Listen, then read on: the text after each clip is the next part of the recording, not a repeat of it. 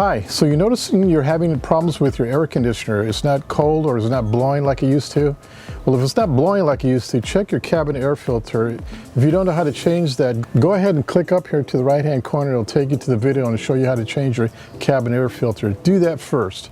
If you notice if it's not cold enough, then you may want to check to see if you have enough R134A. That's the refrigerant that they put in the system. Sometimes it leaks. Let me show you how easy it is to recharge your system. Don't spend a couple of $200-300 to have your AC guy do it. It's going to cost a lot if he does it when you can do it for under 20 bucks.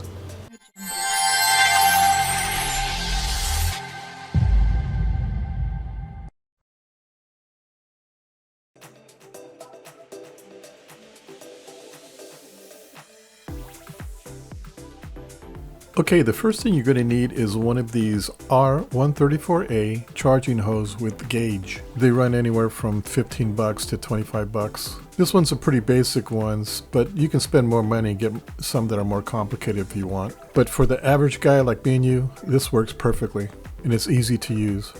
Okay, now what you're going to do is you're going to locate the low side service port. It's not this one here, this is the high side. But if you look back here, this is your low side service port. This is what you're going to connect your hose to. So let's go ahead and unscrew this cap and set it aside.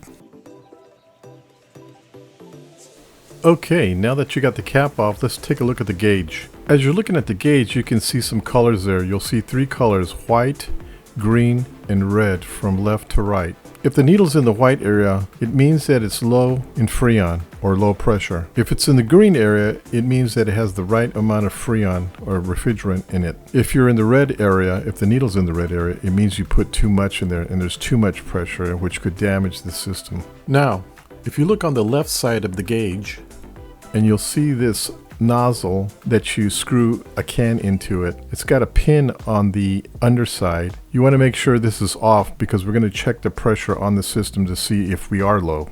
How do you know it's off? All you have to do is just turn it clockwise until it stops. Don't turn it down too tight.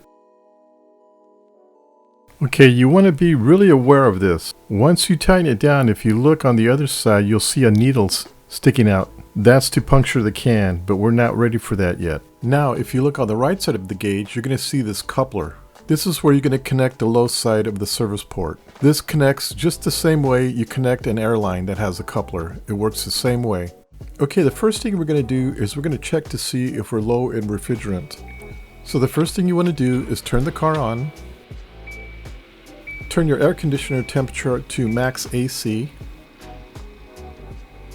Turn your fan on to 4.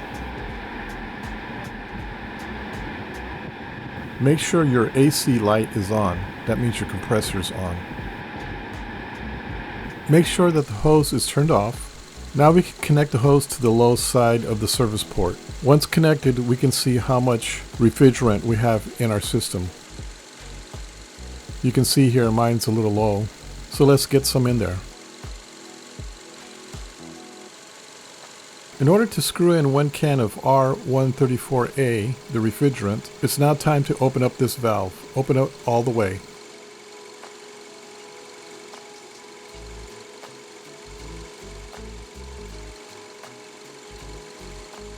As you can see now, the needle's up out of the way. Once it's open, go ahead and screw your can of refrigerant into it.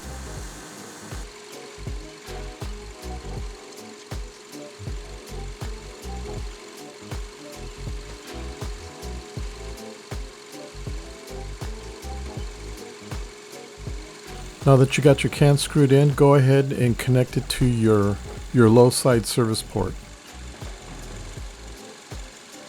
Now we're going to turn the valve to puncture the can to charge. We want to turn it all the way in and it's going to create a hole into the can. Once you have this valve turned all the way in, it's in the off position. No gas is going in.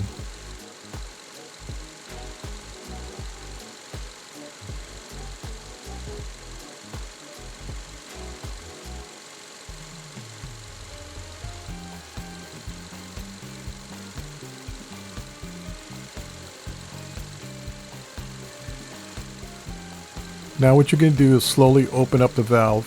If all possible, keep the can upside down. That way the gas is drained better. Watch the gauge. Turn it off just before it gets to the red position. Yeah, it looks good right about here. Once you've got it filled, turn the valve clockwise so we can shut off the gas going in. Once it's shut off, go ahead and unclip the hose.